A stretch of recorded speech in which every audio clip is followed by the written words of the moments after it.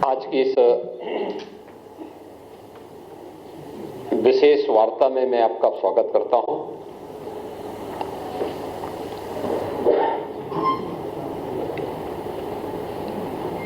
ये press meet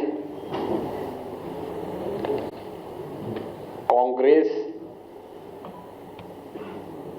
और अन्य विपक्षी दलों के द्वारा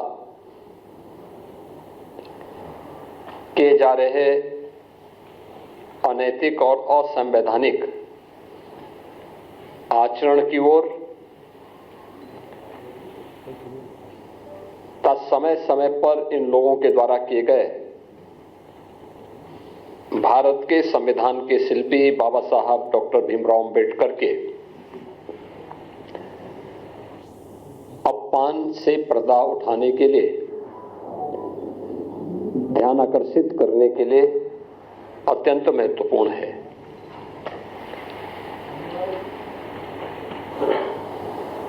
हम सब जानते हैं, देश की आजादी के आंदोलन में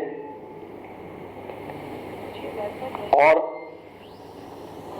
संविधान निर्माण के दौरान और स्वतंत्र भारत में बाबा साहब डॉक्टर भीमराव अंबेडकर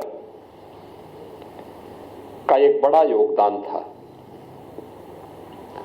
अत्यंत महत्वपूर्ण उनकी भूमिका समय समय पर रही। वे भारत माता के एक महान सपूत थे।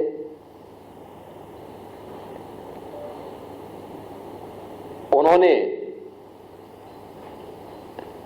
विपरीत परिस्थितियों में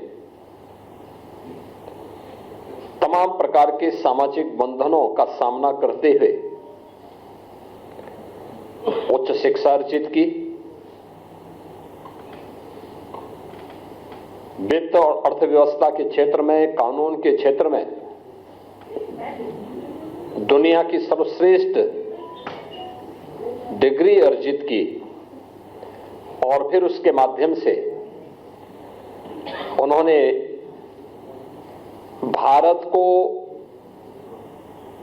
अपने उस ज्ञान से आलोकित करने में अपनी पूरी ताकत लगाई। भारत के संविधान के शिल्पी के रूप में हर भारतवासी बाबा साहब डॉक्टर भीमराव अंबेडकर के प्रति श्रद्धा और सम्मान का भाव रखता है। एक और भारतवासी के मन में बाबा साहब भीमराव अंबेडकर के प्रति श्रद्धा और सम्मान का भाव, बाबा साहब भीमराव अंबेडकर के सपने का भारत बनाने के लिए भारतीय जनता पार्टी सदैव पूरी ईमानदारी और प्रतिबद्धता के साथ कार्य की है।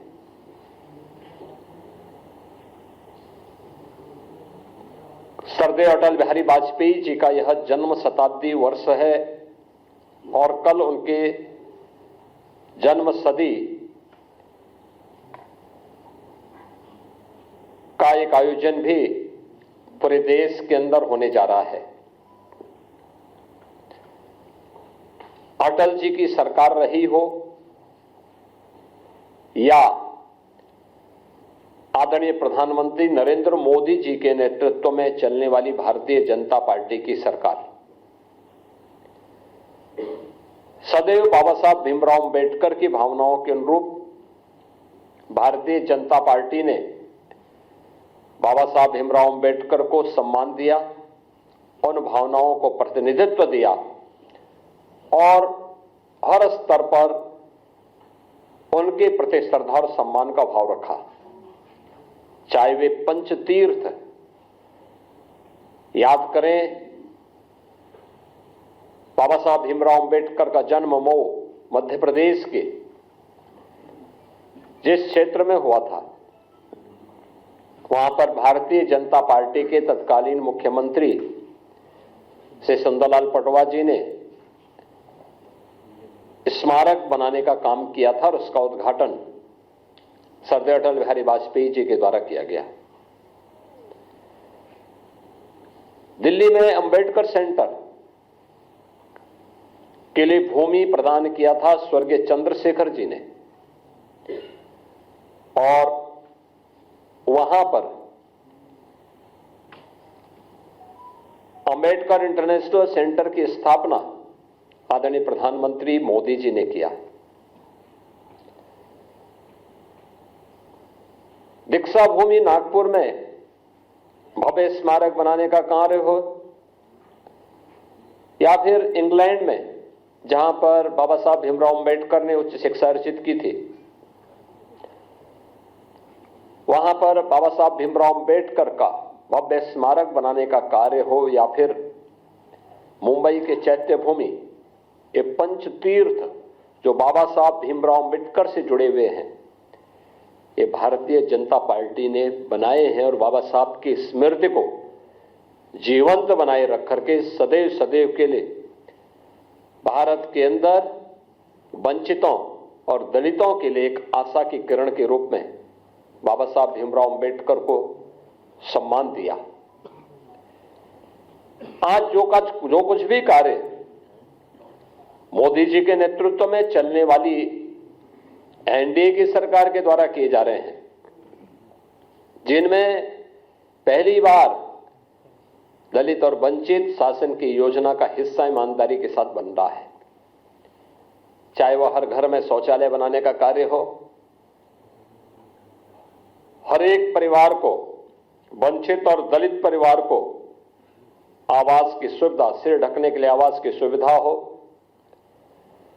स्वास्थ्य बीमा का कवर देने का कार्य हो,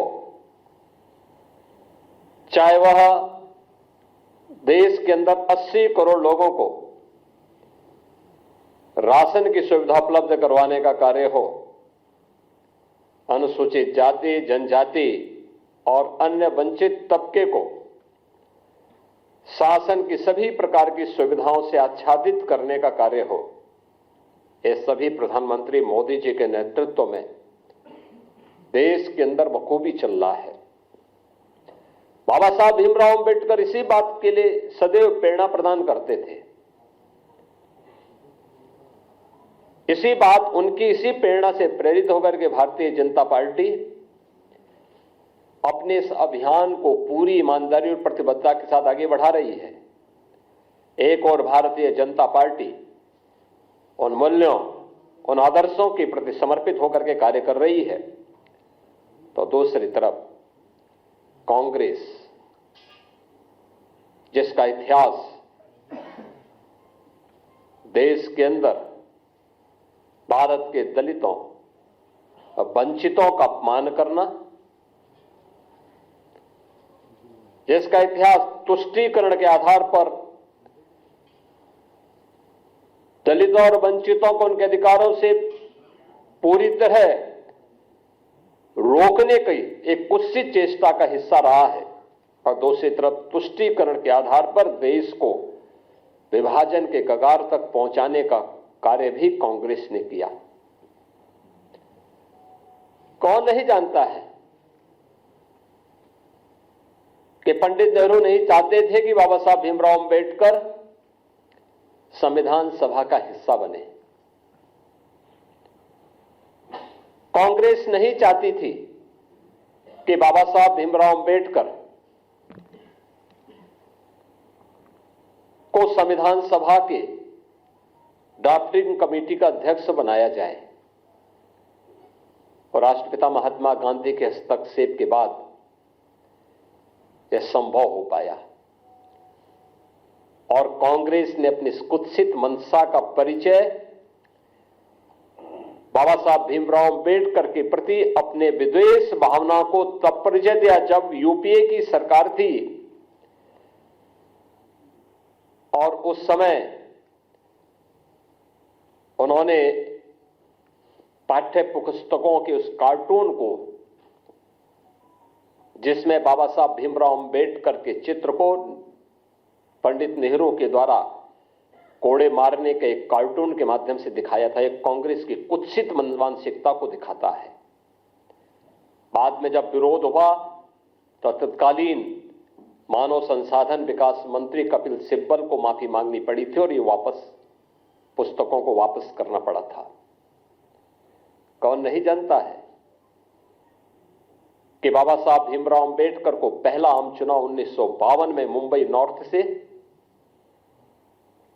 फिर 1954 में उपचुनाव हराने का कार्य भी तो कांग्रेस ने ही किया था। यहां तक कि पंडित नेहरू बाबा साहब भीमराव अंबेडकर के विरोध में प्रचार करने के लिए गए।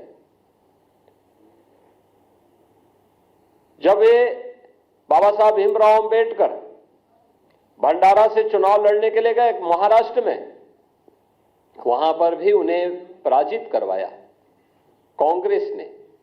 कांग्रेस कभी नहीं चाहती थी कि बाबा साहब भीमराव अंबेडकर संसद में जाएं, दलितों की आवाज बने, वंचितों की आवाज बने। वह सदैव उन्हें अपमानित करने का काम करती थी। कांग्रेस लगातार, कांग्रेस की मंशा हमेशा ये रही और कांग्रेस ने न केवल उन्हें हराया बल्कि उन्हें हराने के लिए बाबा साहब भीमराव अंबेडकर के जो अनन्य सहयोगी थे नारायण काजोलकर, उन्हें तोड़ करके उन्हें ही बाबा साहब भीमराव अंबेडकर के खिलाफ चुनाव लड़वा दिया था। और हम सब जानते हैं कि उन्हें चुनाव लड़ाने के परिणति क्या थी। बाबा साहब चुनाव हारे और उन्हीं काजोलकर को कांग्रेस ने 1970 में पद्म पुरस्कार से भी सम्मानित किया। कांग्रेस ने बाबा साहब भीमराव अंबेडकर के महापरिनिर्वाण के बाद कहीं भी उनकी स्मारक नहीं बनने दिया। जो भारतीय जनता पार्टी ने सरदार अटल बिहारी वाजपेयी जी के समय और आज आदरणीय प्रधानमंत्री नरेंद्र मोदी जी के समय जो पंचतीर्थ बने हैं, ये भारतीय जनता पार्टी ने बनाए हैं, कांग्रेस ने नहीं। कांग्रेस ने कभी नहीं बनने दिया। बाबा साहब भीमराव अंबेडकर को कभी पद्म पुरस्कार तक नहीं देने दिया। भारत रत्न भी बाबा साहब भीमराव अंबेडकर को तब मिला जिस सरकार में भारतीय जनता पार्टी सपोर्ट कर रही थी। कांग्रेस का इतिहास इसी से आप समझ सकते हैं। जो बाबा साहब भीमराव अंबेडकर ने अपने इस्तीफे के दौर के बाद कही थी, जब उन्हें अपने पद को छोड़ने के लिए मजबूर होना पड़ा था, तो उन्होंने उस समय नेहरू सरकार पर आरोप लगाए थे। और यह परंपरा है कि कोई मंत्री अपने पद से इस्तीफा सदन के रहते हुए दे रहा है तो उसे सदन में बोलने का अवसर दिया जाता है। बाबा साहब भीमराव अंबेडकर को नहीं बोलने दिया सदन में। अपमान यहां पे भी किया गया।